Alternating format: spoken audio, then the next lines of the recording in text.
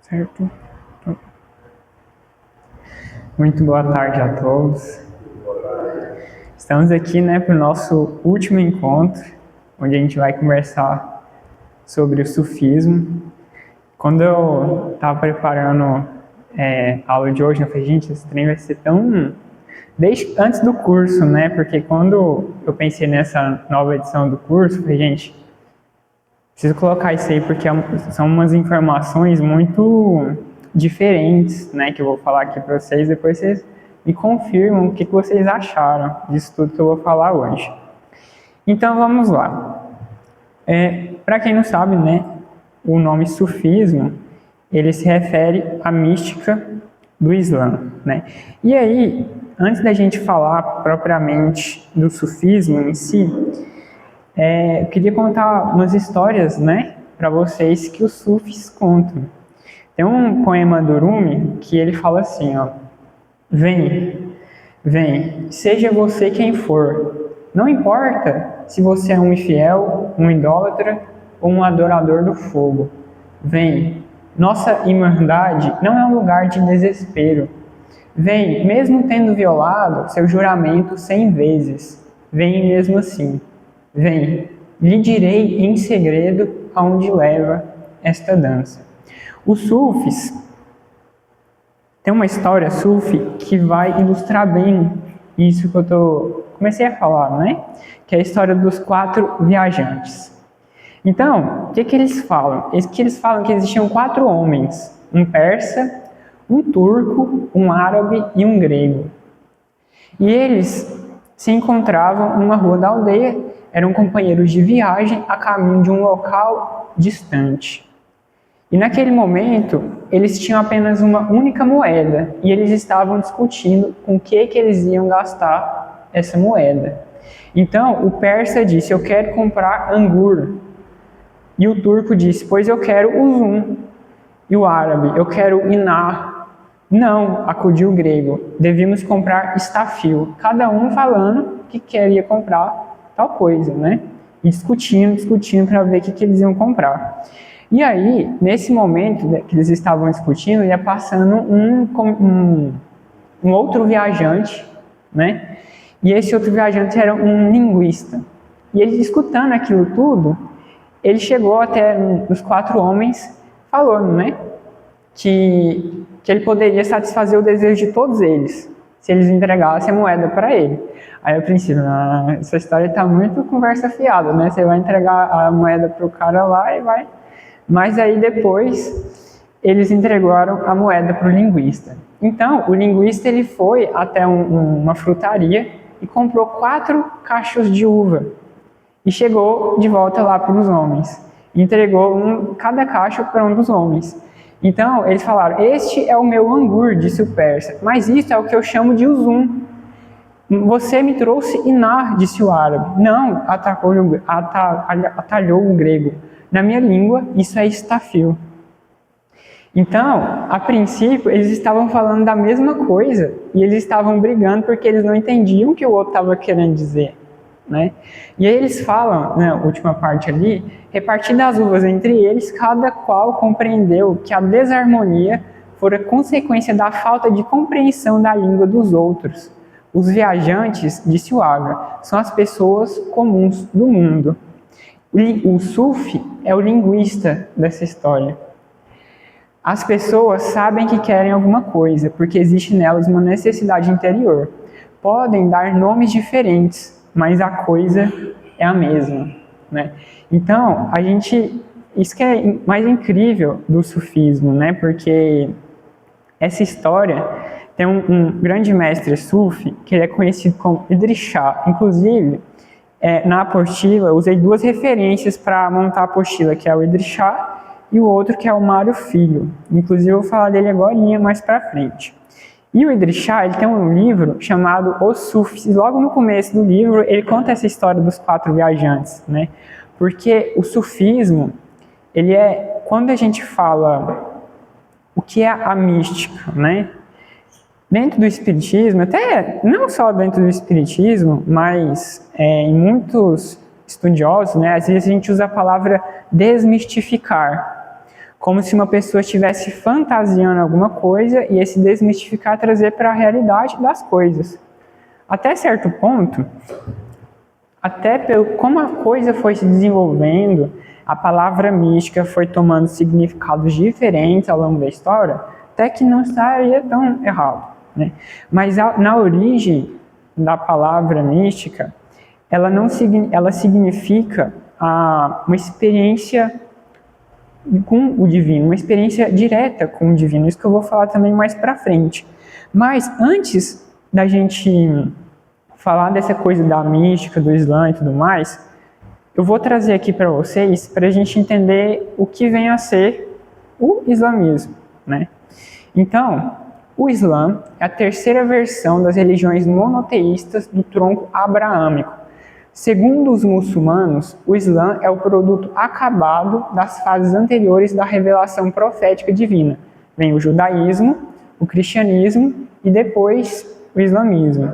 Então, é como eles consideram assim como se fosse o selo da profecia. Vem o judaísmo, depois o Jesus com o cristianismo e depois o profeta Muhammad com o islamismo, né? É o que eles falam. E o islamismo ele é considerado uma religião monoteísta absoluta, né? Isso a gente vai ver mais para frente também. E o Islã nasce em 622 da Era Moderna, ou seja, mais de 600 anos depois de Jesus Cristo. E começou a ser divulgado na Península Arábica, mais precisamente na cidade de Meca, na Arábia Saudita, pelo profeta do Islã, Muhammad. Inclusive, existe o costume de chamar ele de Maomé, né? Mas os próprios muçulmanos, eles não gostam muito que a gente chame essa pessoa de Maomé. O certo é falar Muhammad. O nome dele era Muhammad. Então vamos lá. Como eu falei, o islamismo ele é considerado monoteísmo absoluto. E diferente, por exemplo, assim, a gente pega, como eu falei, o hinduísmo, ele vai se referir a um lugar, como eu expliquei lá na segunda aula. Se a gente pega cristianismo, ele se refere a Cristo. Budismo, ao Buda, né, as palavras. E islamismo, a palavra Islã significa submissão. Submissão, no caso, a Deus, né? E aí, tem até uma coisa que eles chamam, né, que é o Hadith Quds, que é quando Deus fala através do profeta, segundo lá e tal, uma narração profética, cuja tradução diz que o anjo perguntou ao profeta o que era o Islã, e que ele respondeu: o Islã é testemunhar que não há divindade a não ser Alá. E aí eles têm uma frase muito conhecida, né, entre essa espiritualidade, que é La ilaha illallah, né, que significa não há Deus a não ser Deus. E para uma pessoa se tornar muçulmana, ela é diferente para uma pessoa se tornar, por exemplo, vamos pegar um exemplo aqui, a pessoa vai na igreja católica, tem que fazer o batismo e tal, passar por todo aquele processo de ritualístico, né, da religião e tal. Para a pessoa se tornar muçulmana, ela tem que passar pelo que eles chamam de shahada, né, que é o testemunho da fé. Então ela tem que falar essa frase para um outro muçulmano e fazer toda essa coisa aí. E de onde que vem isso? No começo da história, aquela região existia um problema muito sério com o politeísmo. Naquela época era muito complicado mesmo, né? E aí, por conta desses vários deuses, existia muitas guerras, muitos conflitos. É como a pessoa está falando línguas diferentes, né? Vamos colocar assim. E isso causava muito conflito naquela coisa. Então, quando o Islã veio naquela região, naquele contexto, e trouxe essa ideia do monoteísmo, isso, naquele contexto, foi muito revolucionário e, de certa forma, trouxe muita união para aquele povo, naquele contexto em que eles se encontravam, né? Então, essa frase, inclusive, eles usam como se fosse um mantra, assim, né? Lá, não sei nem falar isso meio direto, eu confundo. Mas, enfim. E aí, como que vai acontecer? O profeta Muhammad, ele era uma pessoa muito diferente. se a gente compara a figura dele com as figuras de outras pessoas que estavam encarnadas naquele contexto, né? Ele, de certa forma, era muito mais evoluído que aquelas pessoas pelo comportamento que ele tinha, pela visão que ele tinha. E ele olhava para aquilo tudo e ele não concordava com muitas coisas que aconteciam. E ele, às vezes, se isolava muito, como se fossem retiros e tal, tal. E nessa daí, o anjo Gabriel apareceu para ele, o mesmo anjo Gabriel que anunciou Jesus lá e tal, o nascimento de Jesus. E ele ditou o Alcorão para o profeta Muhammad. Só que o Muhammad, ele era analfabeto, ele não sabia escrever. Então, foi ditando para ele, e aí outras pessoas foram escrevendo. E aí o que acontece? O Alcorão, a gente tem o Alcorão, o livro sagrado, inclusive tem o original até hoje, desde aquela época que foi escrito. E aí o que vai acontecer? Dentro dessas tradições, né, vai ter o que eles chamam de Sunna e a Sharia. Então a Sunna é como se fosse o exemplo de vida do profeta Muhammad. E a Sharia é a interpretação do Alcorão voltado para a lei islâmica. Aí que vai dar merda mais para frente. Porque vão ter várias Sharias, várias interpretações diferentes do texto. E aí a gente sabe o que vai dar, né? Igual aconteceu com o cristianismo também, interpretando de forma diferente o livro sagrado. Porque cada um vai criar as leis de acordo com seus interesses, buscando poder, etc, etc, que eu vou falar um pouquinho mais para frente também. Outra coisa que eu queria falar para vocês, a gente costuma falar, aqueles sheiks árabes, aqueles caras ricão lá do Oriente Médio, tem muita mulher e tal, toda aquela coisa louca lá. Só que a palavra sheik não tem esse significado, não é uma pessoa que é muito rica, sei lá, tem muita mulher, alguma coisa nesse sentido. A palavra sheik significa simplesmente um mestre espiritual, né?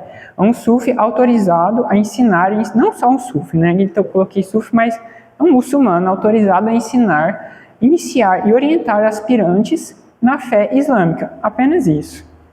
Então, esse é o significado de sheik. Sheik não é um sultão, não é um califa nesse sentido, entende? Não é um político, simplesmente político. Ele tem uma ligação com a religião islâmica. Então, isso também tem que ficar muito claro. E aí, quem foi Muhammad? Eu contei para vocês, né, que em árabe, Alcorão quer dizer literalmente a recitação, a leitura. E acredita-se que o arcanjo Gabriel ditava o texto corânico a Muhammad, que o retransmitia ao mesmo tempo ou logo depois aos seus companheiros que se apressavam a anotá-lo. E essa original, como eu falei, existe até hoje. Para os muçulmanos, o Alcorão não é uma palavra humana, mas é a palavra de Allah trazida aos homens por um enviado, um profeta. O mensageiro. Para os muçulmanos, o profeta Muhammad é ao mesmo tempo um profeta e um mensageiro, ao lado de Jesus, que eles chamam de Isa, e Ibrahim, entre outros. Para os muçulmanos, foi através de Muhammad que o Alcorão foi revelado, através de Jesus que o Evangelho foi revelado e através de Abraão, que é a Torá, etc. E aí eu falei para vocês, né, da questão do politeísmo na época, que era muito complicado. E quando eles falam de Allah, vamos colocar assim, o Deus, com letra maiúscula, e não importa, inclusive, essa vai ser uma treta muito grande entre os sufis e os muçulmanos mais radicais, né, que eu vou falar mais para frente também. Porque quando a gente fala que não há Deus a não ser Deus, então qualquer forma que você atribuir, qualquer nome que você atribuir, não importa qual religião que você esteja falando, é o mesmo Deus. Essa é a coisa também. E aí, se a gente parte desse princípio, não vai ter conflito nenhum, que é os sufis vão partir daí também. Mas vai ter muitos muçulmanos que eles vão interpretar as coisas muito diferentes e eles vão então, esse Deus é o certo, seu Deus errado. E aí vai criar muito conflito também, isso aí. Né? Uma coisa muito interessante que a única mulher mencionada no Alcorão é a Virgem Maria. Inclusive, ela tem um capítulo inteiro dentro do Alcorão somente dedicado a ela. né?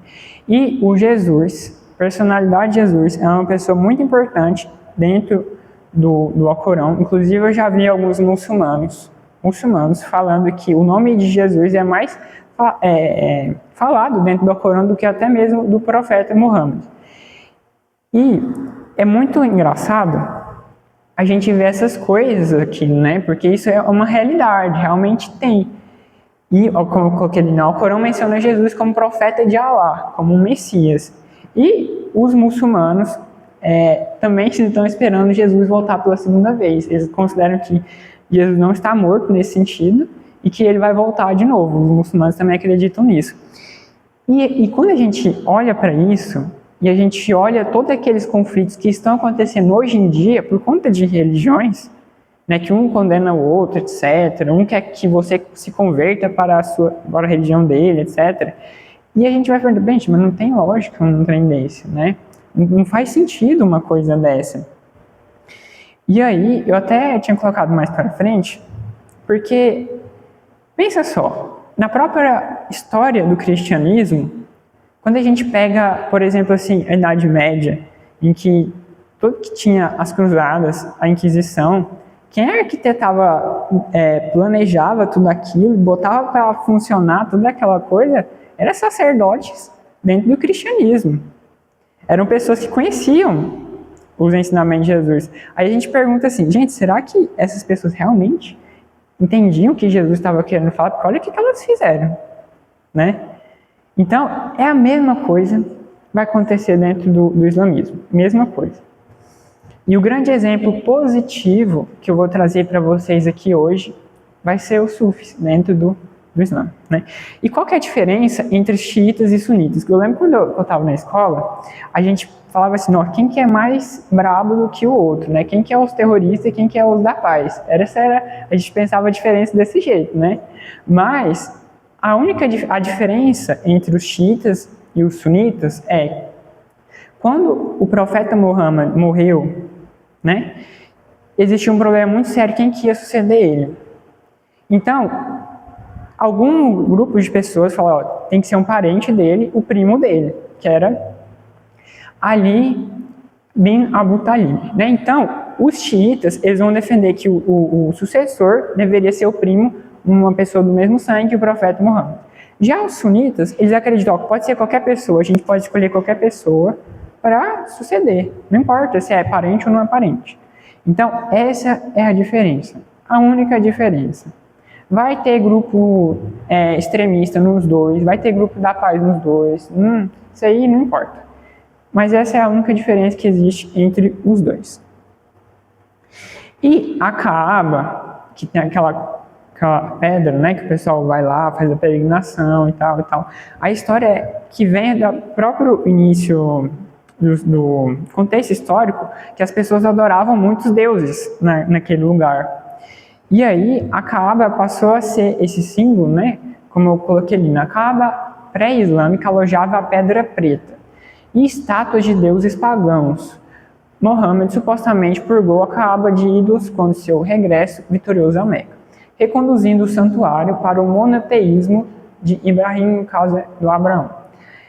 Se acredita que a pedra preta tinha sido dada a Ibrahim pelo anjo Gabriel e ela é reverenciada pelos muçulmanos. Maomé fez a peregrinação final a 632 e quando sua morte aí foi estabelecida a questão da peregrinação. Mas como eu falei, quando a gente vai estudar uma cultura muito diferente, é muito complicado a gente estudar com os nossos olhos da nossa cultura. A gente tem que, primeiro, entender o contexto em que aquela coisa aconteceu, contexto histórico, como que eram aquelas pessoas, o que acontecia ali, aí a gente vai entender o porquê das coisas. Então, a Kaaba, ela tem essa coisa que antes, pré-islâmica, eram reverenciados muitos deuses. E muitos deuses, como eu falei já, causava muitas guerras, pensamentos diferentes, etc. Ninguém se entendia. Quando aconteceu essa coisa do monoteísmo, as coisas melhorou um pouquinho. Tá. E a gente começa agora a falar do sufismo. A palavra, a forma como eles chamam sufismo é tasawuf. E o que aconteceu? Depois da morte do profeta, eles falam que começou o movimento reformista por conta que aconteceu, de certa forma, um materialismo em relação àquelas pessoas que propagavam aquela fé, né? Então, a história do sufismo se remonta ao início do século VIII.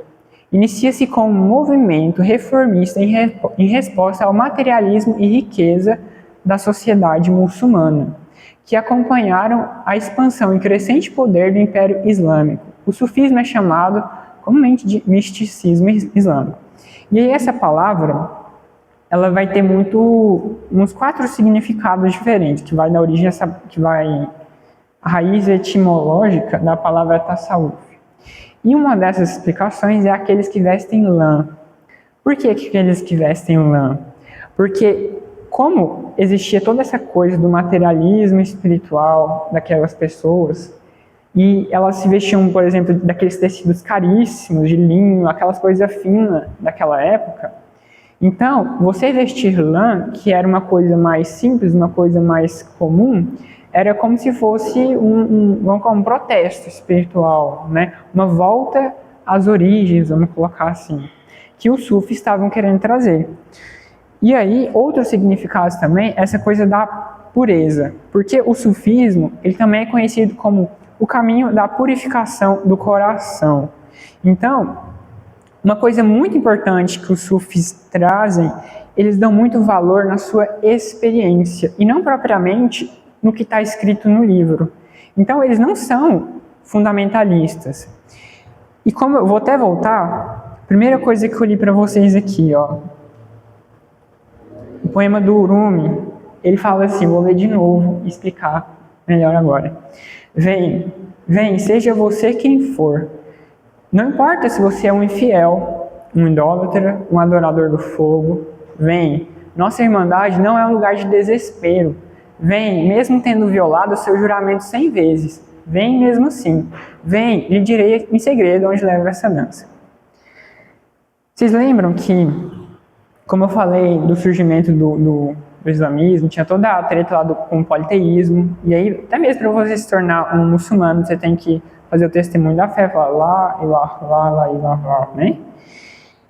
E aí, quando o Rumi faz isso, quero que vocês imaginem o seguinte, a mesma coisa, pega um crente, uma pessoa evangélica, das braba, e aí pensa ela chamando os macumbeiros, indo lá no terreiro de candomblé, vocês vai tudo lá no nosso culto, vai lá, pode ir qualquer pessoa, tudo dá paz. Esse é como se fosse o Rumi, é como se ele estivesse fazendo isso. Porque quando ele fala assim, ó, o adorador do fogo, dentro do Islã, uma das maiores pecados, vamos colocar assim, da maior heresia é você idolatrar alguma coisa, que eles chamam de shirk, né, associar algo a Allah. Então, você vai num templo, numa mesquita, não existe imagem. Não existe imagem do profeta Muhammad, porque isso eles consideram como pecado. E aí, o adorador do fogo são os zoroastristas, né? Não sei falar direito, mas os pagãos daquela época lá, que eles consideravam pagãos, né? Pessoas que adoravam outros deuses, e que os muçulmanos ortodoxos, eles repudiavam bravamente, até mesmo matavam, etc., naquela guerra louca. Mas o Rumi não. Então, eles não importa muito para o Sufi o livro em si. Eles não são fundamentalistas. O que importa é a sua experiência, é a sua vivência na vida. Inclusive, eles falam assim, o Idris Shah, né, no livro que eu falei para vocês, os Sufis, ele deixa isso muito claro, que não importa, assim, se você lê muitos livros, isso não quer dizer nada, isso não quer dizer que você sabe. Importa a sua experiência, a sua vivência. Isso que vai ditar a coisa em si, né?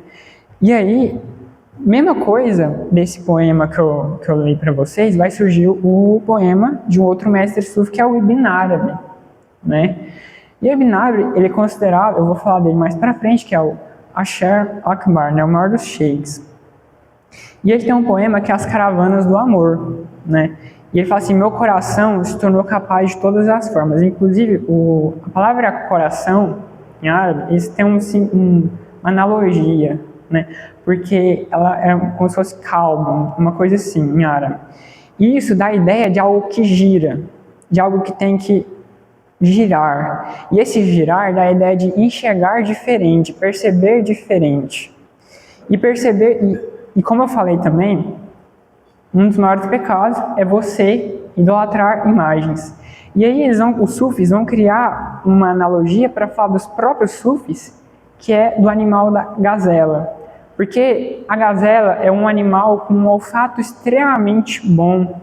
E aí vai trazer aquela coisa de você sentir, de você perceber sem ver, né? Então esse é o sufi. Ele pode não ver com os olhos, mas ele sente, ele percebe através de outros canais, vamos colocar assim. E aí o Ibn Arabi fala assim: meu coração se tornou capaz de todas as formas.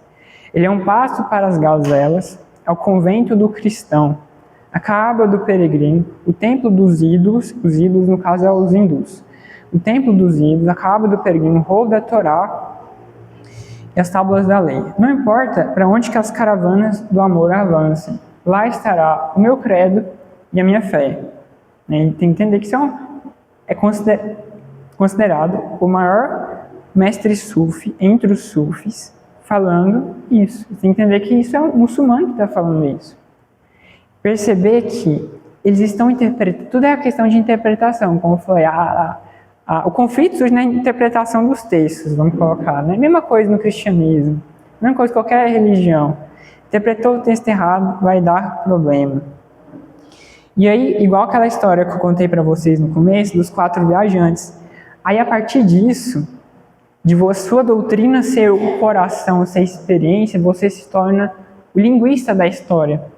Porque você vai perceber o que o cristão está falando, você vai perceber o que o outro está falando na língua do outro. Você está entendendo? Você vai conseguir escutar o outro de fato. Porque você não vai estar preso na roupa da coisa, no externo. Né? Deixa eu ver se tem mais alguma coisa. Aqui, a questão da mística. A palavra que eu ia falando naquela hora, né? A palavra mística é a experiência do indivíduo com ele mesmo, sem que haja necessidade de algo externo a ele. Não podemos atribuir a palavra mística a objetos e coisas. É a experiência direta com o divino, com a causa sem causa. Mística é uma experiência de união. Inclusive, a gente está falando aqui dos muçulmanos, mas dentro do cristianismo existem muitos místicos também. E uma das histórias que eu mais gosto, que eu aconselho vocês pesquisarem também, é a história da Teresa d'Ávila com São João da Cruz. É muito bonita a história dos dois, né?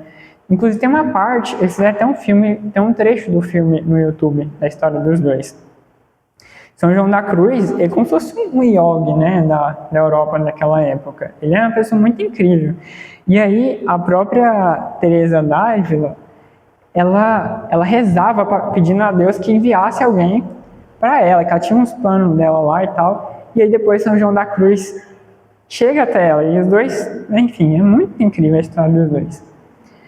E aí, os sufis perseguiam uma vida de amor e de pura devoção a Allah, desenvolvendo um caminho espiritual até a divindade, articulado em uma série de estágios de devoção, de estágios de conhecimento. Alguns autores dizem que podemos resumir o sufismo como o caminho seguido por um indivíduo que tenha sido capaz de libertar a si mesmo dos vícios e fraquezas humanas, adquirindo qualidades angélicas e condutas agradáveis a Allah, vivendo de acordo com os requisitos do amor e conhecimento de Allah, resultando num deleite espiritual que disso advém.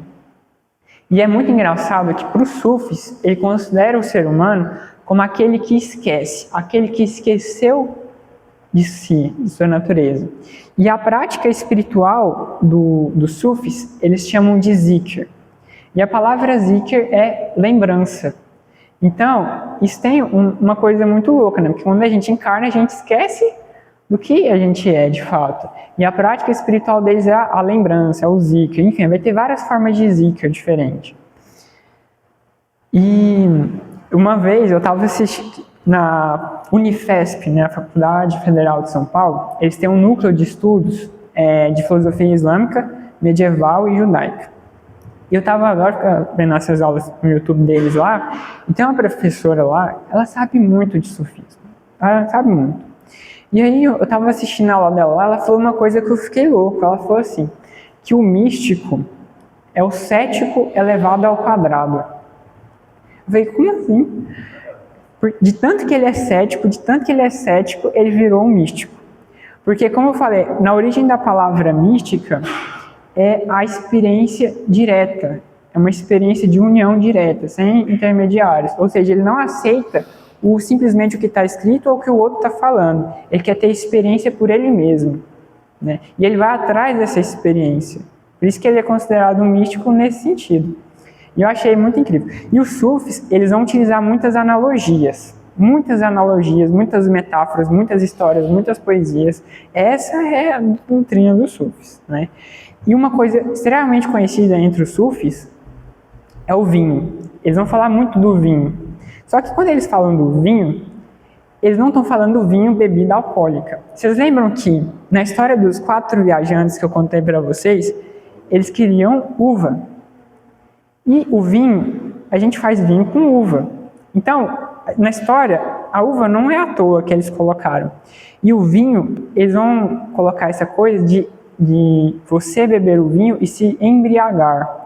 Só que o vinho, na experiência mística, é a experiência de amor, vamos colocar assim. E quando eu falo amor, não estou falando amor no sentido de afetividade para com o outro. Estou falando na experiência de autorrealização mesmo, na experiência de iluminação, na experiência de purificação interna do ser. E aí, esse estado, eles vão falar que fica embriagado, você fica em êxtase, você fica naquela coisa. E eles vão falar muitas poesias, muitas histórias com isso. Uma outra coisa que os sufis fazem também é a analogia com o amado, o amante, o amigo, etc. Quando eles falam o amado, todas essas coisas, não está falando de uma outra pessoa, estão falando de Deus, do divino. Então, sempre nas poesias dos sufis, eles falam muito dessa coisa do vinho, do amado e tal, dessa relação nossa com o divino, nessas analogias muito loucas. E até coloquei aqui agora as diferenças, né? Porque esses muçulmanos que a gente vê se tornaram terroristas, extremistas e tal, inclusive, vou falar uma coisa para vocês. Muitos desses atos terroristas, na verdade todos os atos terroristas, eu já vi, tem uma página que eu gosto muito de acompanhar, que é do História Islâmica do Mansur Peixoto. Ele é muito bom. E ele fala que esses atos, eles são até mesmo repudiados dentro do Alcorão. Aí a gente pergunta como que eles conseguem justificar uma coisa dessa, né? Aí a gente vai ver que as pessoas conseguem justificar até mesmo o injustificável. E esses pensamentos que vão dar origem a esses grupos terroristas, eles surgem de uma vertente que é chamada de wahhabismo. E esses wahhabistas, né, eles são os ortodoxos, ultraconservador, extremistas, austro-fundamentalistas, puritanos, que vai dar origem, né, à raiz de todos esses grupos terroristas que a gente vê aí. E esse povo ortodoxo, eles não gostam de jeito nenhum dos sufis. De jeito nenhum. Inclusive, existem muitos países muçulmanos que o sufismo ele é proibido. Não pode ter sufismo, né? E aí, por conta de toda essa coisa, que os sufis é um caminho que dá abertura. O sufismo, ele é perigoso para qualquer sistema de poder, para qualquer sistema em que você busca dominar o outro. Porque dentro do sufismo, a autoridade não é o outro em si, mas a sua experiência nesse sentido. Então, não tem uma autoridade no sufismo. Inclusive, tem um artigo do Mário, que é o Mário Filho, que eu usei para montar a apostila. Ele é incrível, esse cara. coronel, aposentado da Rota Polícia de São Paulo, tem até doutorado nessa questão da polícia, e ele fez mestrado em Ciências da Religião. E o mestrado dele foi o sufismo em Terra Brasília. Então ele vai analisar o sufismo no Brasil. E logo no começo ele começa a explicar do sufismo também e tal. E ele coloca, tem um livro, um artigo que fala do sufismo como se fosse um anarquismo espiritual. Nesse sentido que eu estou falando para vocês. Porque quando a gente busca o poder sobre o outro, a gente tem que... É muito fácil quando tem um texto, quando tem uma coisa e tal. Mas quando nada disso é importante dentro do caminho definitivo, dentro do caminho que você faz parte, não tem como você dominar o outro nesse sentido, né? Então, esse povo, esses muçulmanos radicais, eles não gostam dos sufis. Uma coisa. Inclusive, tem um sufi que é o Nasruddin. E o Nasruddin tem uma história que é o Nasruddin e a forca. Que é justamente isso que é esses muçulmanos ortodoxos. E os sufis vão contar muita piada desses muçulmanos ortodoxos também. E aí, tinha um rei que ele queria fazer com que as pessoas seguissem a verdade, né? E ele falou que ele ia fazer isso à força. E nós, o Dinho, olhando aquela coisa louca lá e tal, falou assim, ó, isso aí não vai dar certo, né? Você vai criar conflito, vai criar guerra e tal, vai criar sofrimento fazendo uma coisa dessa. Você tem que fazer com que as pessoas pratiquem algo que se sintonizem com a verdade interna, não impor algo externamente nesse sentido. Mas tá, o rei falou, não, vou fazer à força. Então, nessa cidade, o único acesso para essa cidade era uma ponte. E tinha um rio. Aí o rei falou assim, ó, coloca uma forca aí nessa ponte, e todo mundo que passar nessa forca vai ter que ser interrogado. Se a pessoa mentir, ela é enforcada, ela morre. Se ela falar a verdade, ela pode passar. Era a estratégia do rei. O Nasruddin olhando aquela coisa, aí o Nasruddin, ó, vai dar merda. Aí o Nasruddin vai e dá um passo para frente. Aí o cara vai interrogar o Nasruddin. Para onde você está indo, Nasruddin? Aí o Nasruddin vira para ele e fala assim, ó, estou indo para a forca. Aí, ó, mas você está mentindo. Aí ele fala assim, então se eu estou mentindo, me coloca na forca. Mas aí ele parou e pensa assim, se eu enforcar ele porque ele falou mentira, então ele vai estar falando a verdade. E aí a pessoa ficou assim, super confusa. E aí ele não entendeu. Aí o Nasruddin fala assim, percebe como a verdade, vai perceber que não importa essa verdade externa, né? E assim, a verdade que a gente conhece da nossa experiência. E essa história do Nasruddin é muito legal. E uma coisa que eu coloquei aqui, né? Os muçulmanos são cristãos porque quando a gente vê todo aquele terrorismo acontecendo no Oriente Médio, muitos grupos terroristas, eles matam cristãos, matam pessoas de outra religião ou forçam essas outras pessoas a se converterem para o Islã. Só que isso é totalmente anti-islâmico, né? Na raiz, como eu estou contando para vocês aqui, né? Inclusive, dentro do Corão, Jesus ele é muito venerado. E eu achei muito louco, porque eu já vi alguns muçulmanos colocando Jesus também como se fosse, vamos colocar assim, né? O governador da terra. Então, assim, é tudo conflitos e interesses de poder que surgem dentro dessas religiões, dessas vertentes dentro do Islã, né? E que, como eu falei agorinha, até mesmo a Virgem Maria tem um capítulo inteiro dela dentro do Alcorão. Então, externamente, podem vestir roupas diferentes, uma roupa de muçulmano, uma roupa de cristão. Mas internamente, no fundo, deve ser a mesma coisa. Deve ser a mesma doutrina, vamos colocar assim, né? Tá. E o sufismo também ele é um caminho, da mesma forma que a gente tem yoga, que é um caminho de união com Deus e tal, o sufismo também é um caminho de união com o divino. Uma coisa muito interessante de eu falar é que a maioria dos muçulmanos não são árabes. Árabe é um território, aquela região. Então a gente tem cristão árabe, tem judeu árabe, tem outras religiões árabes. É só uma região, né? um território. E que a maioria dos muçulmanos eles são de outros países, da África, Europa, Extremo Oriente, etc. E esse quadro eu coloquei aqui. O Mário Filho, na dissertação de mestrado dele, colocou um quadro das diferenças entre o islamismo ortodoxo e o sufismo, né? E uma coisa muito legal, porque os sufis, eles são grandes músicos, grandes poetas. E no islamismo ortodoxo, a música e a dança é proibida. Inclusive, eu fiquei chocado quando descobri isso, que eu tenho um amigo que ele é muçulmano, né? Eu estava conversando com ele, ele falou assim, aí ele me contou estranho, eu falei, gente... Aí ele falou que ele não importa não, que ele escuta a música do mesmo jeito, para ele tá tudo certo. Mas existe esse trem. E essa é uma outra coisa que esses islâmicos ortodoxos condenam o sufismo. Porque o sufismo, dentro do zikr, da prática espiritual deles, a música é muito utilizada. E muitos grandes músicos da Idade Média e tal, eram sufis também. Né? Durante a Idade Média, grandes conhecimentos estavam, não na Europa, mas estavam naquelas regiões. Então, conhecimento de medicina, conhecimento de literatura, porque os sufis eram grandes poetas, grandes contadores de histórias. As histórias, elas são extremamente importantes dentro do sufismo. Conhecimento de botânica, de astronomia, etc, etc. Então, eles tinham muito conhecimento nesse tipo. Né? Depois que, inclusive, muitas das coisas que a Igreja Católica vai destruir na Europa, elas são preservadas entre esses outros lugares.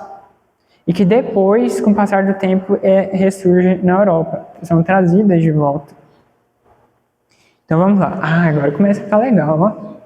Brasil e sufismo, vixe, ó. Durante a Idade Média, após a Primeira Cruzada, não só após a primeira, antes da cruzada, né? Existem muitos muçulmanos na Europa. Principalmente na Península Ibérica, vai ser um lugar que o islamismo vai ser muito predominante. Né? E aí vai acontecer muitas tretas naquela região, muitos conflitos, que vai dar origem nas cruzadas. Né?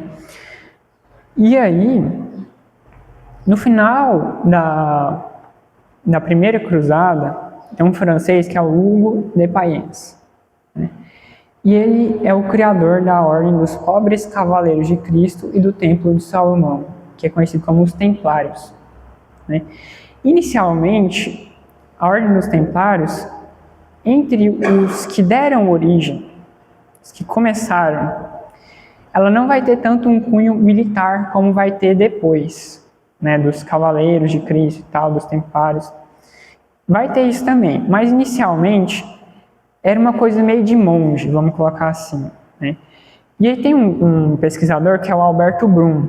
Inclusive, ele eu achei incrível, ele ficou mais uns 40 anos pesquisando um núcleo dos Templários na Espanha, na cidade de Toledo, para mostrar a relação que essas pessoas que deram origem tinham com essas outras culturas. Porque na Espanha, naquela região, é uma região muito importante, porque existia uma simbiose cultural muito grande entre judaísmo, cristianismo e o islamismo. Não era todo mundo que estava em conflito. Né? Existia uma simbiose entre a maioria das pessoas. É claro que existia conflito também, não estou falando que não existia, mas existia uma simbiose também. E aí, esses templários, eles vão preservar muitos conhecimentos. E muitos desses conhecimentos vão estar na mão desses templários também, que eles vão trazer lá do Oriente Médio. E aí, eles também estão ligados à criação do primeiro rei de Portugal, que o patrono da Ordem dos Templários era o Bernardo de Claraval. E Bernardo de Claraval vai ser professor do primeiro rei de Portugal. E aí o primeiro rei de Portugal também doa 1/3 das terras de Portugal para os Templários. Tá? 200 anos depois, a Ordem dos Templários, extremamente poderosa e rica na Europa. O Papa da época não gosta, o rei lá não gosta, começa a dizimar os Templários.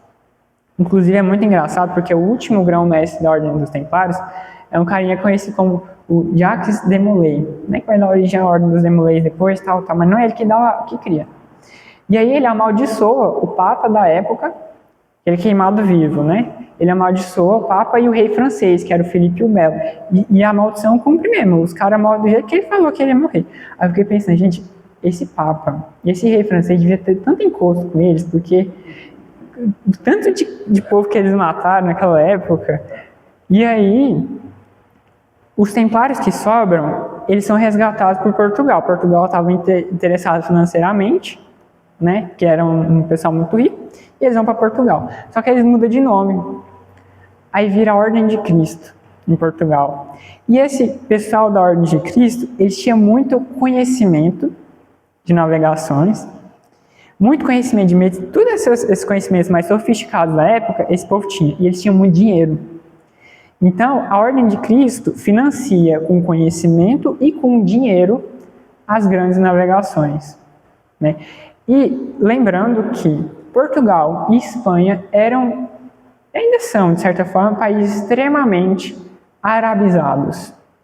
Não estou falando islamizados, estou falando arabizados, uma cultura árabe.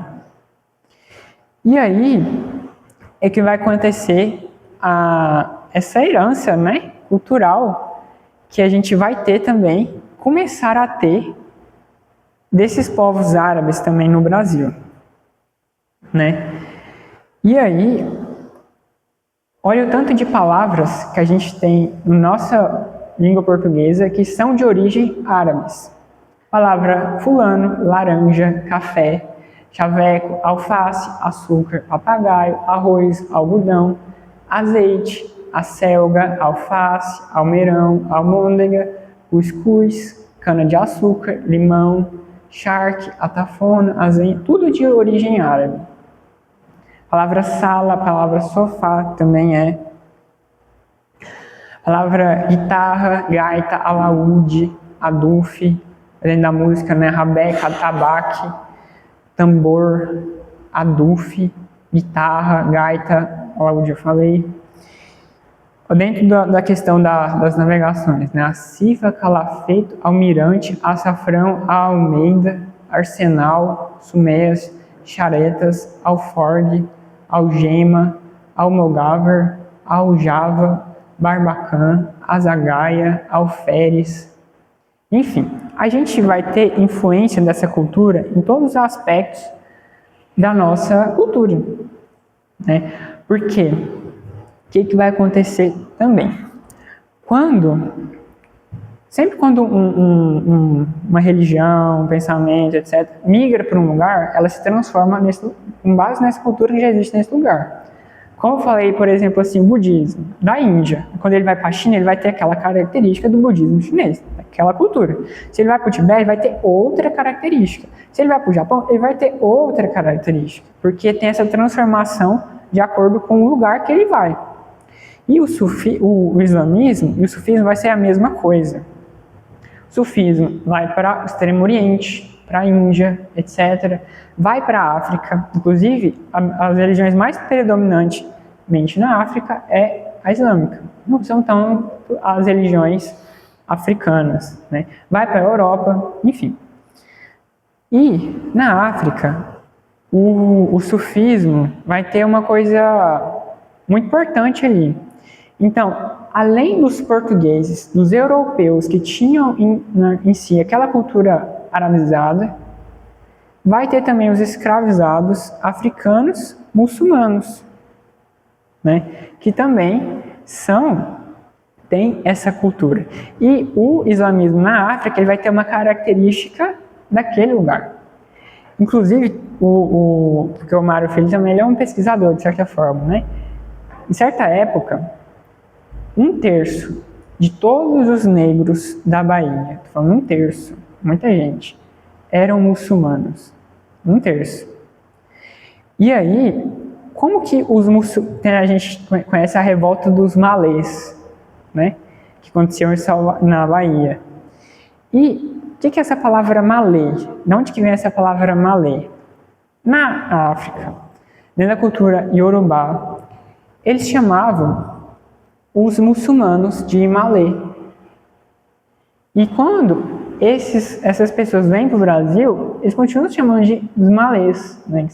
Os malês são os muçulmanos. Como eu coloquei aqui. Os malês, como os muçulmanos negros, eram chamados no Brasil por conta da designação iorubá, que em terras deste povo, atuais Nigéria, Benin e Togo, recebiam Imalê. Né?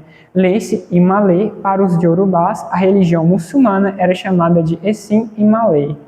foram descritos em vários textos históricos, eram oriundos de diversas etnias africanas: Yorubá, Tapa, Fulani, Hausa, Mandinga. Segundo Reis, que era um pesquisador e tal, levas de escravos de diferentes grupos étnicos, comprometidos em maior ou menor grau com o Islã, vieram dar na Bahia, sendo que os muçulmanos eram de 15% a 20% da comunidade escrava baiana, portanto tinham grande peso na população. Esses escravos se autodenominavam de muçulmi,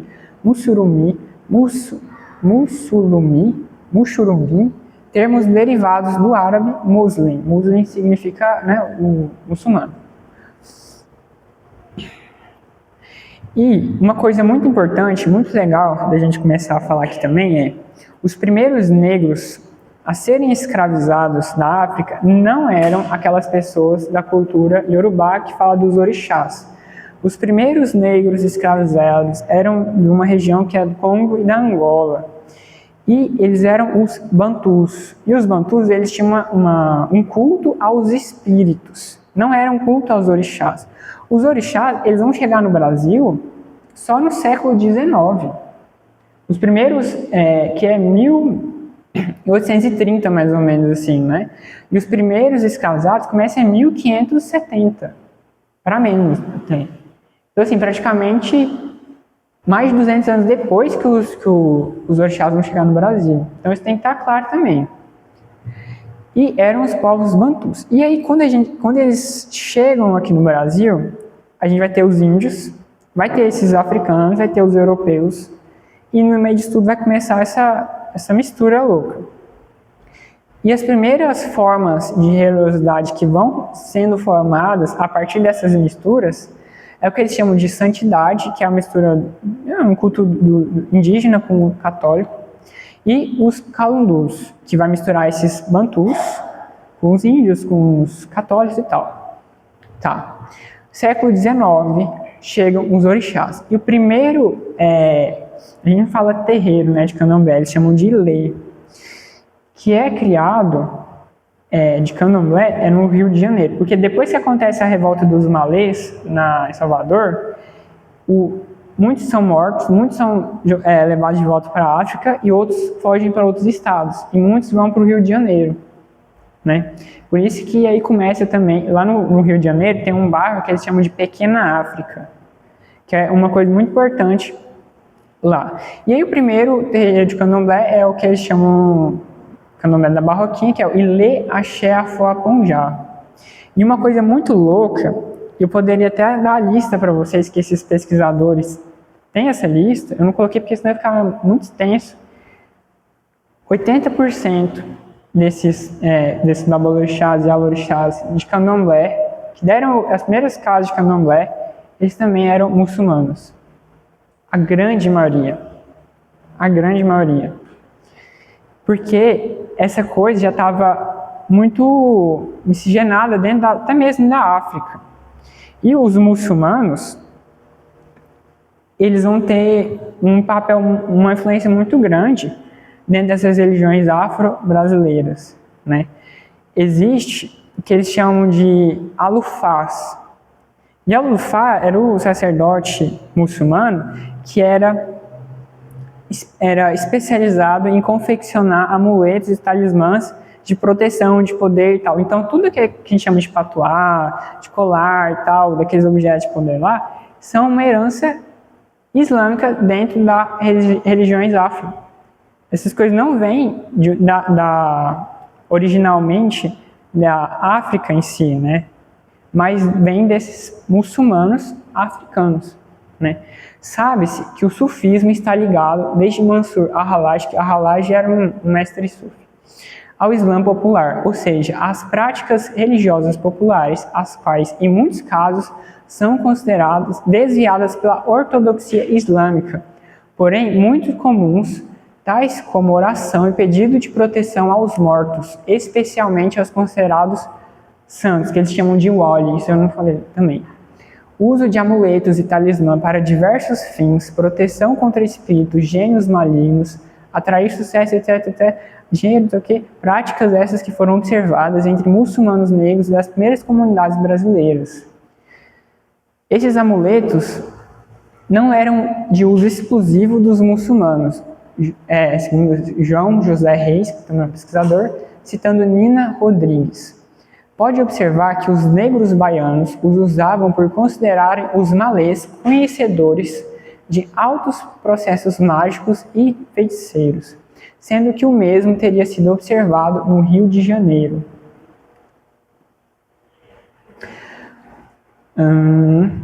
O antropólogo John David Yander Peel nos traz a relação que havia entre os alufás e os babalaos, sacerdotes do culto do Orixá Orunmila, patrono dos sistemas oraculares segundo o panteão iorubá. Nos meados do século XIX, os laços profissionais entre babalaos e os alufás muçulmanos eram cordiais.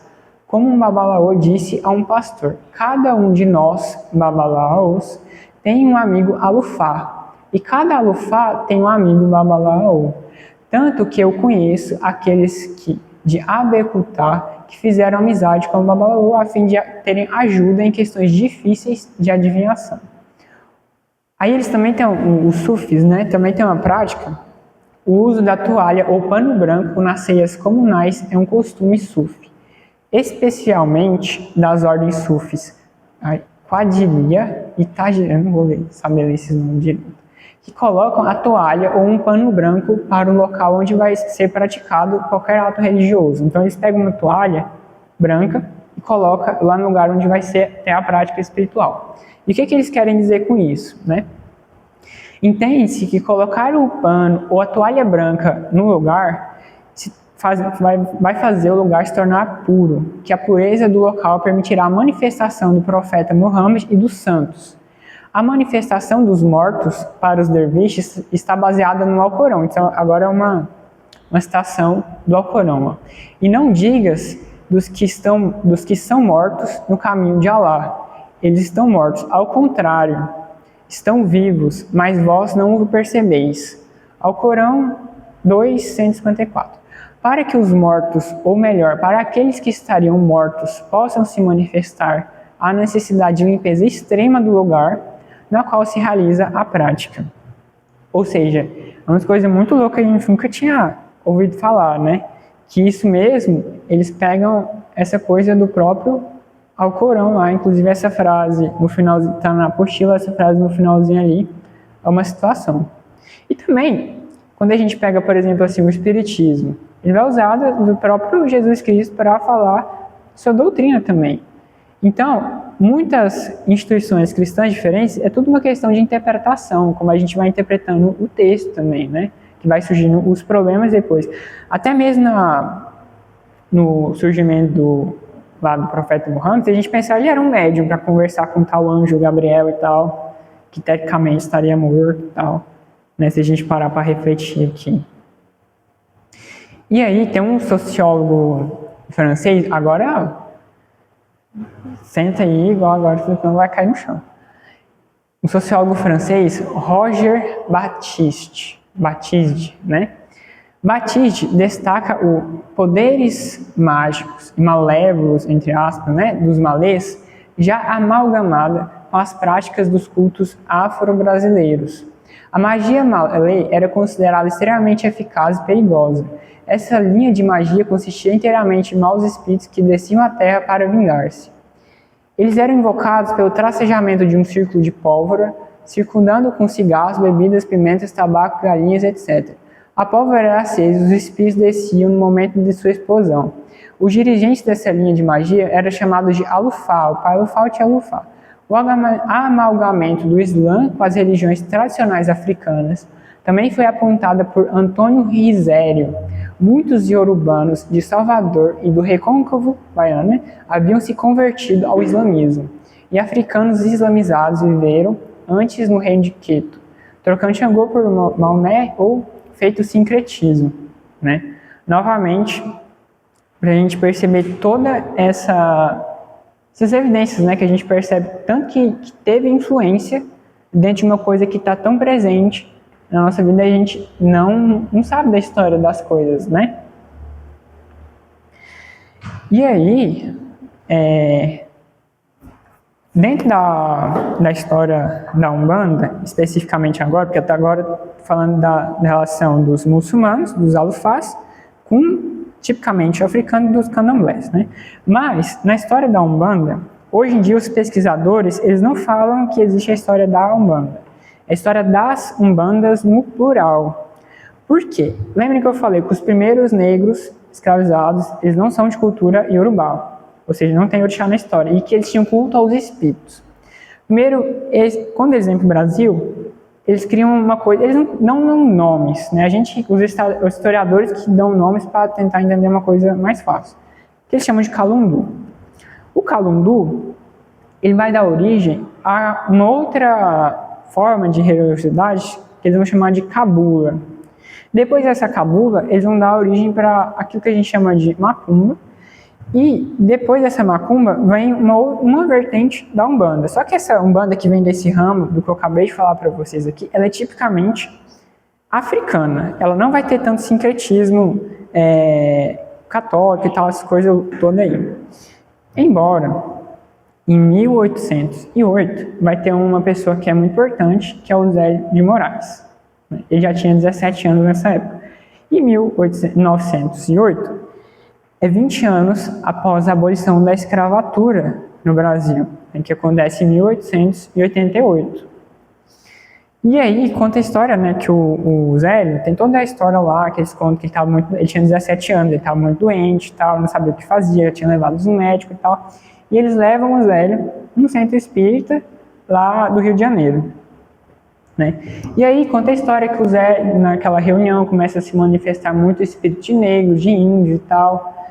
E os espíritos daquela época eles não gostam muito, porque eles não consideram esses outros espíritos evoluídos e tal. E aí é até legal que manifestam um espírito no Zé, que é o caboclo, que ele se dá o nome, né, de Caboclo das Sete Encruzilhadas. E aí tinha uma médium que era vidente na época. Ela olha para ele e fala assim: ó, você está falando que você é caboclo, mas eu estou te vendo, você é um padre. O que está acontecendo aí, né? E realmente ele era o padre Gabriel de Malagrida, né? Que ele era da Europa e ele passou, nessa última encarnação dele, um tempo considerável aqui no Brasil. E aí ele queria se mostrar, representar o povo brasileiro, por isso dessa roupagem do Caboclo das Sete Encruzilhadas. Enfim, aí não dá certo. E o Zélio, ele não queria criar uma nova religião. Eles não queriam criar uma nova religião. Ele queria fazer um espiritismo meio diferente, né? Tanto é que a casa, o altar deles, até hoje chama Tenda Espírita Nossa Senhora da Piedade. Tenda Espírita Nossa Senhora da Piedade. Muitos anos depois, né? E depois de vários anos, o Zélio ele tinha três mentores, três espíritos que se manifestavam através dele. Um era esse caboclo, outro era o pai Antônio, e o outro era o Orixá Malê, que era um espírito muçulmano. Né? E depois de muitos anos, tem o primeiro, que eles chamam, né, primeiro congresso de espiritismo de Umbanda, olha só o nome. E eles percebem, a gente tem que decidir um nome para isso que a gente pratica. E essa história que eu estou contando para vocês, eu escutei de uma palestra que eu vi, do próprio Leonardo, que é o bisneto do Zélio. E é uma história verídica mesmo, não é viagem da internet não. Realmente foi essa história mesmo. E aí eles decidiram escolher por 3 nomes. Zambibanda, representando como se fosse o pai Antônio, lá da África, Zambi e tal, como se fosse Zambi, né, o nome de Deus daquela cultura, e Banda e tal. Tupibanda, do Caboclo, e Alabanda, do Orixá Malê. E eles decidiram que ia ser Alabanda, em homenagem ao espírito Orixá Malê, que era um muçulmano. Só que depois eles acham com o nome Alabanda muito estranho e tal, e ainda assim para homenagear esse espírito, que ele era da Malásia, do Extremo Oriente e tal, eles decidiram trocar o Alá por Aum, aí ficou Aumbanda. E isso é a história da Umbanda que vem do Zélio. Não vai ter esse significado da Umbanda que vem desse outro ramo que eu contei para vocês, da Cabula, da Macumba e tal, que vai ser tipicamente da África. O significado vai ser diferente. Mas o que eu quero dizer para vocês aqui. Antigamente, na Umbanda, existia a linha dos mussurumins, que era a linha dos muçulmanos, que se manifestavam através da Umbanda. Para a gente perceber a tamanha influência dessas culturas nas religiões afro-brasileiras, na formação da história brasileira, de todos os lados, tanto de escravizados quanto de europeus, de todo lado. Embora a gente não tenha uma religião islâmica predominante no Brasil, mas a nossa cultura ela é extremamente arabizada, extremamente, na culinária, a gente tem o hábito, a cultura de colocar azulejo na parede, muitas casas. Isso aí é uma cultura árabe. Também. Não, isso aí tem umas coisas assim. Tem umas coisas assim. Enfim, tem umas coisas parecidas, mas eu não vou te afirmar nada, não. Mas na cultura nordestina, onde foi tudo que começou, que teve a revolta dos malês e tal, é muito predominante.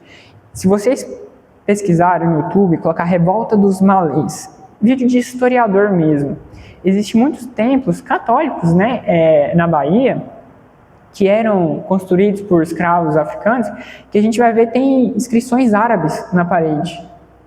Isso está preservado até hoje lá, muitas escritas árabes, né? Então, olhem para vocês verem, o uso do turbante dentro do candomblé, o atabaque, a música, tudo isso é influência dos muçulmanos. Os colares, os patuás, tudo isso aí também. Então, olhem para vocês verem, tamanha influência. É que às vezes a gente nem imagina. Só esse fato de a gente pensar que 1/3 de todos os negros da Bahia em determinada época eram muçulmanos. Pensa só. E depois da revolta eles migram para o Rio de Janeiro e tal, e tal, e tal. Então, para a gente já ir quase finalizando, eu vou contar algumas histórias de alguns grandes mestres sufis que a gente tem, né? O primeiro que eu coloquei aqui, que é o Muhyiddin Ibn Arabi, né? O Ibn Arabi, ele não é de países árabes, ele é da Espanha, da Idade Média, que é das caravanas do amor, né? Que eu falei para vocês. E eles chamam o Ibn Arabi de A-Sheikh al-Akbar, né? O maior dos sheiks dentro do sufismo. E o Ibn Arabi, ele era médium. Tem uma história do Ibn Arabi, que inclusive eu escutei essa história do Mário Filho, que é o pesquisador que fez mestrado lá e tal, do sufismo, né? Que ele conta a história que o Ibn Arabi teve mais de 100 mestres ao longo de sua história. Ele é assim, a história dele é incrível, né? Mas vou contar a história para vocês. Mais de 100 mestres. E um dos primeiros mestres dele era um mestre cego, que ensinou o sufismo para ele, a base do Islã e tal. E aí depois ele viajou muito e tal. E aí o Ibn Arabi voltou lá para a cidade. E quando ele voltou, conta a história que o Ibn Arabi foi em um cemitério. E quando ele chegou lá no cemitério, conta-se que as almas vieram conversar com ele. E ele estabeleceu um diálogo com as almas, né? E aí ia passando um discípulo desse mestre cego e viu que Ibn Arabi estava conversando com os mortos. E ele ficou chocado, porque isso aí ele considerava como shirk, né? Associar algo a Allah e tal, etc. E ele foi lá dar X9 do Ibn Arabi para o mestre cego, né? Seu X9 da história. E ele chegou, ó, mestre, você não vai acreditar que eu vi Ibn Arabi lá conversando com os mortos e tal, não sei o que. E o mestre, não acredito, não sei o que, ficou puto da vida lá. Foi lá ver Ibn Arabi. E ele chegou lá, sentou e ficou escutando o Ibn Arabi conversar com os mortos. E conta a história que ele ficou lá sentado 5 horas, escutando o diálogo de Ibn Arabi com os mortos. Depois ele se levantou, voltou, aí chamou lá o discípulo Cagueta lá, que deu o X9 do Ibn Arabi, falou assim: meu filho, você nunca mais fale nada do Ibn Arabi conversar com os mortos. Quisera eu ter a honra de participar de tais conversas todos os dias. Aí ele deu uma rasteira lá no Cagueta. E aí, tem uma outra história do Ibn Arabi, que é do discípulo pescador. Inclusive, eu já contei essa história várias vezes, né? Que tinha um jovem pescador que queria seguir o caminho espiritual, toda aquela coisa. E ele não tinha um mestre. E desde muito cedo ele estabeleceu certas disciplinas para ele. Ver extrema simplicidade. E ele era um pescador. E que ele ia comer apenas a cabeça de um peixe por dia. Apenas a cabeça de um peixe por dia. e ele estabeleceu essa disciplina. E assim ele ficou, de uma forma muito austera. Depois de um tempo, o Ibn Arabi ia passando por aquela cidade, e ele foi até Ibn Arabi, e Ibn Arabi deu iniciação para ele, deu todo um aprendizado, e ele rapidamente progrediu, e ele mesmo se tornou um mestre, um sheik, né? Depois de um tempo foi passando, e e foi surgindo uma angústia nele. E ele percebeu que ele não estava mais progredindo no caminho espiritual. Ele ficou muito angustiado com aquilo. E ele tinha um discípulo, o pescador tinha um discípulo que era um comerciante que viajava em vários países. E que ele ia viajar para a terra de Ibn Arabi, que era na Espanha, em Andaluzia. Ele chegou para esse discípulo e falou assim: meu filho, você vai até nosso mestre, na cidade do nosso mestre, vai até ele e pergunta por que eu não estou mais progredindo no caminho espiritual. Eu falei assim, tá bom. Então, viagem muito longa, ele vai, viaja e tal. Quando ele chega lá, ele não sabia onde que Ibn Arabi morava, onde que era a casa de Ibn Arabi.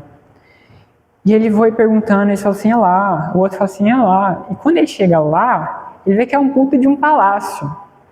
E quando ele vê que é um palácio gigante, ele já fica meio assim, sem entender, né? Porque o mestre dele vivendo de trapo, comendo cabeça de um peixe só por dia e tal. E o mestre do mestre vivendo num palácio. Como é a história aí? E aí conta que ele, no momento o Ibn Arabi estava lá. Mas ele falou, você aguarda aí que agora eu chego. Aí de repente toca aqueles tambor, aquelas trombetas, abre os portões e vem Ibn Arabi vestido como um rei, um cavalo branco, toda aquela cena de, sabe, aquela cena louca lá. E aí quando ele olha aquilo, ele fica muito confuso, ele fica sem entender nada, não entende nada. E aí conta a história que Ibn Arabi para do lado dele, vira para ele assim, eu sei o que você está fazendo aqui, né? Seu mestre, meu discípulo, pediu para você me perguntar, né, por que ele não está mais progredindo no caminho espiritual. Fala para ele que ele não está mais progredindo no caminho espiritual porque ele está muito apegado à matéria. Aí ele, como assim? Ele fica meio que transtornado, né? O cara vendo um palácio com toda essa coisa, falando com o meu mestre que vive de trapo, como acabei de que ele é muito apegado à matéria, ele não entende nada. Ele não entende nada. E aí ele volta, né? De viagem muito longa e tal. Quando, depois de um tempo, ele chega na cidade do mestre e tal, e eles vão se reunir, ele fica evitando o mestre. Como é que eu vou falar um trem desse pro mestre? Que vive de trapo ali, que ele é muito apegado à matéria e tal. E aí tá, não deu outro, né? O mestre chegou nele, o pescador chegou nele e falou assim, você perguntou pro nosso mestre? Ele perguntei. E o que ele falou? Pois é, não sei nem como é que eu vou te falar, mas ele te falou que você não progride mais no caminho espiritual porque você é muito apegado à matéria. E conta a história que nesse momento ele deu graça, ele começou a dar muita viva, e como se ele tivesse entrado num momento de iluminação pessoal. Ele ficou muito feliz com aquilo. Aí que o discípulo não entendeu nada mesmo, né? Porque ficou tudo confuso. Aí depois que passou esse momento, ele chegou pro mestre e falou assim, mestre, mas não estou entendendo, o senhor que come cabeça de um peixe só por dia, ele que viu, como assim? O senhor quer pegar na matéria?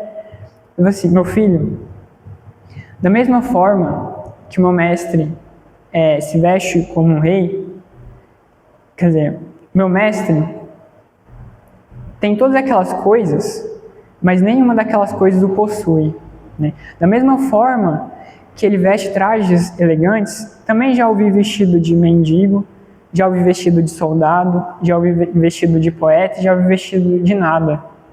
Para ele, todas aquelas coisas são apenas instrumentos de ensinar, de aprendizado. Ele tem todas aquelas coisas, mas nenhuma daquelas coisas o possui. Já eu passei esses últimos 30 anos da minha vida comendo apenas a cabeça de um peixe só por dia, sem deixar de me perguntar um dia sequer como eu gostaria de comer o peixe inteiro, né? E é a história do discípulo pescador de Ibn Arabi. O outro mestre, a gente ir falando, que é muito conhecido, que é o Rumi. É um dos maiores poetas da história da nossa humanidade, né? Considerado um dos grandes poetas. E a história do Rumi é muito louca, porque o Rumi, ele era um erudito, uma pessoa muito estudiosa, intelectual lá daquela, e ele estava na mesma época do Gengis Khan, fugia e tal, não sei o quê. Só que aí vai chegar um cara na vida do Rumi, que é o Shams de Tabriz. É como se fosse um vírus que vai entrar dentro do Rumi que vai transformar ele em outra pessoa. E o Shams de Trabiz, ele era um místico daquela época muito louco, assim, vamos colocar, né? E o encontro de Rumi com o Shams é uma coisa muito louca também. Conta a história, né, que tem muitas versões diferentes, mas que o Shams pega os livros do Rumi e taca na água. E quando taca na água, e quando o Rumi pega, tá tudo seco, não aconteceu nada. E acontecem uns fenômenos muito loucos assim. E esse encontro com o Shams transforma o Rumi de tal forma, que eu também não vou saber explicar direito para vocês, que ele vira um grande mestre, por excelência, vamos colocar, né? E o Rumi, ele é considerado por criar a ordem dos Mevlevis, que é o que eles vão praticar o Zikr, que é a prática Sufi, girando. Então, uma das coisas mais pontos turísticos da Turquia é ver aquele povo girando lá, fazendo o giro Sufi, né? Que eles chamam de Sama. E esse giro Sufi, e daí que vai surgir os poemas do Rumi, porque o Rumi ele começa a girar, e através desse giro ele começa a ditar os poemas. Ele não escreveu os poemas, ele cantava os poemas girando. E aí as outras pessoas escreviam. E eram desse jeito. E aí, depois que o Rumi morre, o filho do Rumi, ele sistematiza essa prática, né, que é do Sama. E essa prática, ele tem um simbolismo muito profundo. Porque quando a gente observa, colocar no YouTube vocês veem, né? Eles estão vestidos tudo de preto. E eles têm uma espécie de chapéu que é como se fosse uma lápide deles lá. É como se eles estivessem indo para a morte. E aí, antes deles começarem a girar, eles tiram o manto preto e fica todo um manto branco, simbolizando a purificação. E aí, a próprio ato de girar, uma mão fica para cima, a outra fica para baixo, e eles ficam assim, como se eles estivessem escutando o coração ou o Alá, e de uma mão, né, para o alto, e da outra eles transmitiam para a terra, vamos colocar assim. E o que acontece? Vocês já viram aquela ensinamento de Jesus, né, que ninguém vai ao céu se não nascer de novo? Existem muitas formas de interpretar isso, né? Uma é a reencarnação e tal, mas outra forma mais poética é a questão de aprender a morrer antes de morrer. E a questão de morrer antes de morrer, é até mesmo a questão do vazio, que eu já falei para vocês nas aulas anteriores, que você mata tudo aquilo, todas essas impurezas internas, todos esses preconceitos, todas aquelas podridão interna do seu ego, e você renasce como se fosse um novo ser. Então, esse giro, essa cerimônia Sufi, eles têm esse simbolismo. Por isso que manto preto, e tal, tudo isso simboliza como se estivesse indo para a morte, morrendo, a arte de morrer, vamos colocar. Não estou falando da morte física, mas a morte do ego, que vai trazer essa experiência de união com o divino, de purificação do coração. É isso que o Sufi busca. O Sufi não busca virar erudito de texto. O Sufi não está interessado em ser erudito. Ele está interessado no coração. Mesma coisa de Jesus. E, em 2005, a Unesco, ela considerou, né, a cerimônia Mevlevi Sama, né, que é essa do giro, como uma das obras-primas do patrimônio oral e material da humanidade. E quando o Rumi morre, também, muitas pessoas de outras culturas vão até ele, cristãos vão até ele e tal, e as pessoas perguntam, por que vocês estão vindo aqui, né? Ele não é da religião de vocês. E aí eles falam, não importa que toda essa coisa, não importa a roupagem, importa a essência, o que o Rumi falava, servia para todos, não era para uma coisa só. Um outro mestre Sufi, antes mesmo do Rumi, extremamente conhecido é o Al-Hallaj. E essa história do Al-Hallaj é muito pesada, com a história de Jesus. Porque o Al-Hallaj, que era um mestre Sufi, muçulmano, ele foi acusado de fingir ser muçulmano, mas na verdade ser um cristão. E foi acusado de gostar mais de Jesus do que Muhammad. E existem muitos paralelos entre a história de a Halaj e a vida de Jesus também. E esses mestres sufis, todos esses mestres sufis, eles estão extremamente heréticos para o Islã ortodoxo, extremamente. E o Halaj, ele dizia que mais importante do que fazer aquela peregrinação à Meca é se autotransformar-se, é circular 7 vezes ao redor da Kaaba de seu próprio coração. A Halaj dizia, não há nada... é que vem as tretas que ele foi morto, né? Ele foi crucificado, a Halaj, igual Jesus, ele também foi crucificado. Por conta dessa coisa que ele gostava muito de Jesus e tal, o povo crucificou ele. E o que a Halaj dizia? A Halaj dizia que não há nada em volta do meu turbante senão Deus. Não há nada sobre o meu manto senão Deus. E ele falava uma frase que é Ana al-Haq.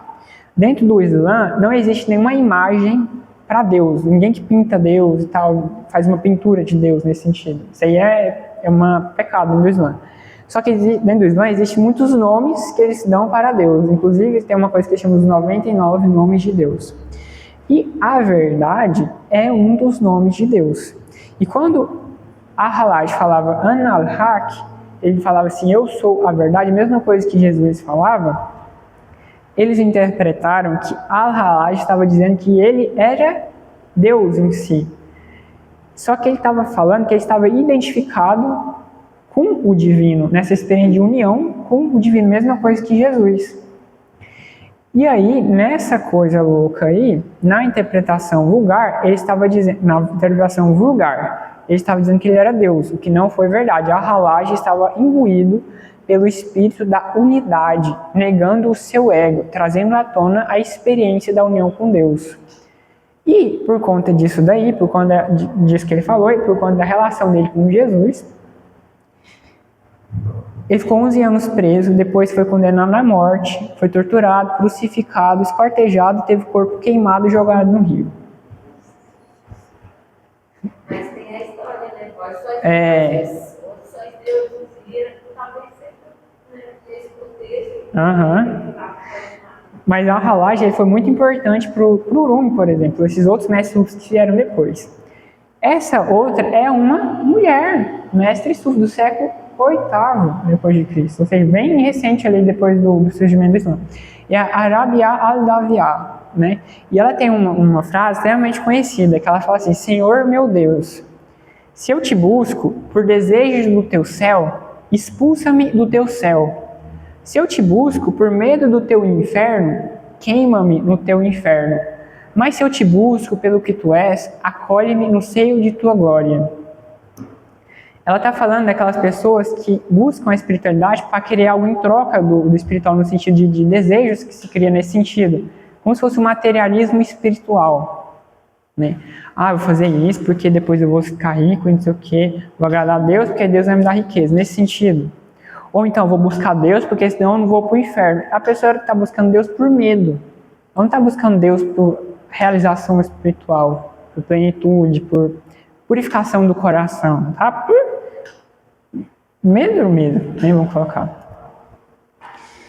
E existem muitos outros mestres sufis. Um muito legal que é o Al-Ghazali. Esse Al-Ghazali, ele é muito conhecido também nessas culturas, né? E o Al-Ghazali, ele era muito importante dentro do Islã daquela época. E ele vira um sufi e ele muda radicalmente. E ele passa a falar umas coisas para as pessoas que incomoda muito os ortodoxos daquela época, né? Aí ele fala, as pessoas chegavam para ele e falavam assim, não, você não precisa ir para Meca, você não precisa fazer oração, você não precisa virar muçulmano. Ele começa a falar assim. E aí os ortodoxos falam assim, a Halaj, eles queriam condenar, teve a condenação de Al-Halaj, né? E ele fala assim, olha, resumindo, né, a história, não tem que ser uma coisa de coração, tem que ser uma coisa sincera, não pode ser simplesmente uma coisa externa que você faz só para cumprir uma coisa. Se você não tem essa tendência interna, não tem sentido você fazer umas coisas dessas. É assim, bem resumidamente o que ele está falando. E aí ele só não foi morto, mas que ele era importante lá, porque senão ele também tinha sido, já era, né? Um outro, olha, esse também é forte, hein? É o Hafiz. Agora é para quebrar paradigma mesmo, né, dos muçulmanos. Hafiz, grande poeta, Sufi também, tem história, né, que uma jovem moça, chega em Hafiz e pergunta para Hafiz como é ser um homem. Agora pensa a gente chegar no muçulmano, pensa naquele muçulmano terrorista lá, né, a gente chega para ele e pergunta como é ser um homem. Como que a gente pensa que ele vai responder? Agora, como que Hafiz vai responder, o mestre Sufi? Ele vira para ela assim, minha querida, eu não sei muito bem. Aí ela vira para ele e fala assim, mas você não é um homem?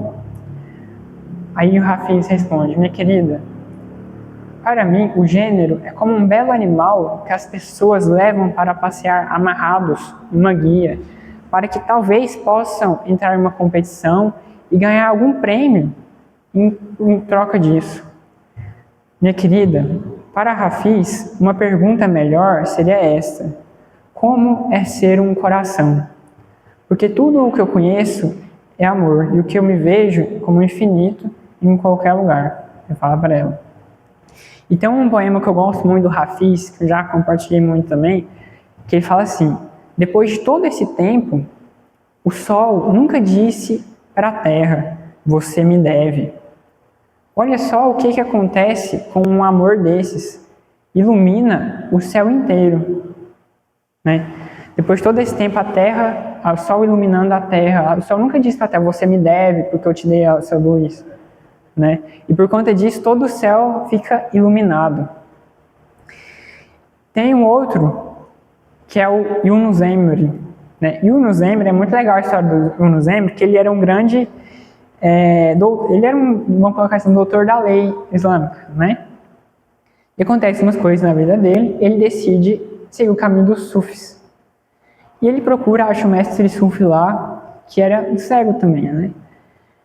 E aí, quando ele vai para lá, ele pensa assim, olha, eu sei muita coisa, né? Muito inteligente, tal. Ele pensa que o mestre vai dar uma função importante para ele. Ele vai me colocar para ensinar os outros discípulos, tal. Ele já fica pensando.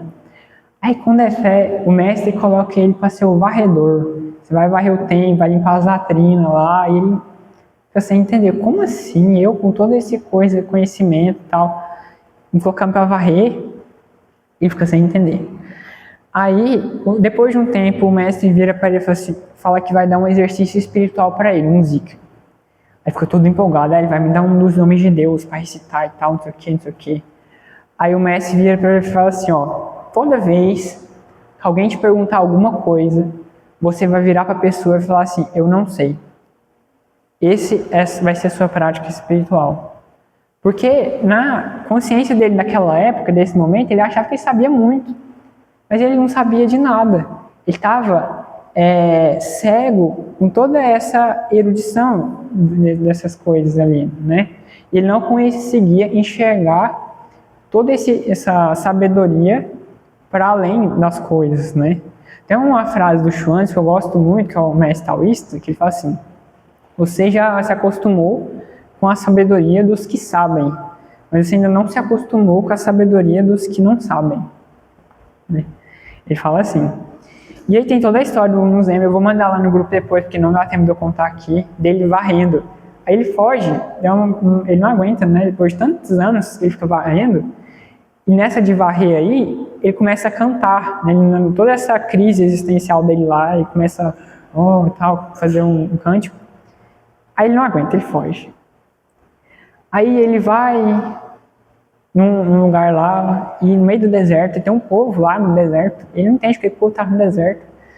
E aí ele chega lá nesse povo e pergunta, por que vocês estão aqui e tal? Fala assim, não, todos os dias, tal hora, a gente escuta um derviche distante cantando, e quando ele canta, as comidas aparecem pra gente. Uma história louca assim. E como é que ele canta? Aí quando ele viu como que era na verdade ele que cantava, era o canto dele. Ele fica muito emocionado com tudo aquilo, aí depois ele volta, e tem toda a história bonita lá, eu vou mandar para vocês no grupo. E aí tem uma outra, que é a Irina Tweed, né? Não sei falar esse nome direito, mas ela é uma ocidental. Na verdade, eu acho que ela é russa. Mas enfim, é mulher.